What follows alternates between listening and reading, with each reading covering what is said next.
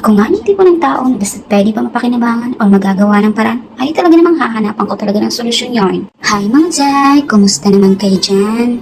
So for today's video, susubukan na natin yung napanood ko sa TikTok na trending na watermelon candy. Kung tapos ka naman kumain ng pakwan, huwag na huwag mong itatapon ng balat nito. Dahil for today's video, gagawa tayo ng watermelon candy na swak sa mga kilos niyo mga mi. Yes mga mi!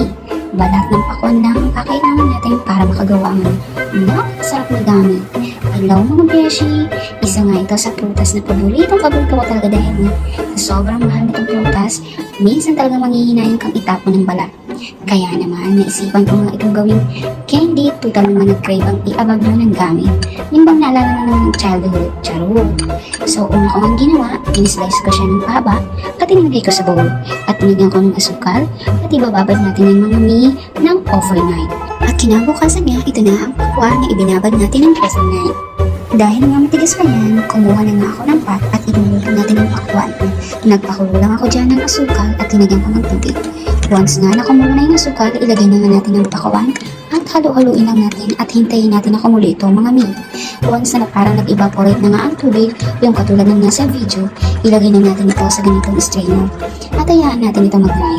Once na nag-dry na nga mga jay, katulad ng nag-voice over, charot, ilagay na ito sa bowl at budburan na ng asukal. At yan, may gaming watermelon ka na pwede mo nang kutkutin pag bored na bored ang life mo. So hanggang dito na lang ang ating video. Kung natapos mo to, baka pwede mo naman like, mag-comment, at huwag kakalimutang i-share at pa-follow na din. Bye! Yan. Yan na. So ito try na natin. Sarap ni guys, promise. So, try nyo na din para sa mga kids nyo. Healthy pa. So,